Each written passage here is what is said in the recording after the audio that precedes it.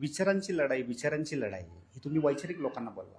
तुमच्या जाहीर कार्यक्रमांमध्ये जातीवाचक बोललं जातं, मारण्याची धमकी दिली जाते. वैचारिक भूमिका ऐका असू ना, शकते आता ना, ऐका. डाव्या उजव्यांच्या भूमिका या धार्मिक जातीवादी आहेतच ना. तसं नाही. अश्लील शिवीगाळ ही वैचारिक हे का? बुटाने मारण्याची धमकी देणं हे वैचारिक आहे का? नाहीच ना.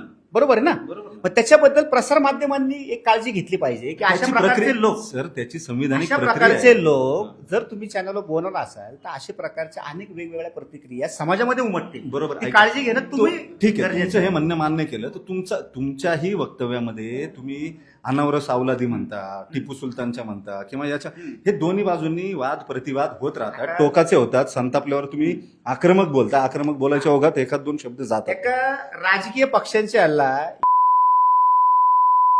ही वैचारिक भूमिका असते का? तुम्ही सकाळी सकाळी 9 वाजता पूर्ण महाराष्ट्राला दाखवता.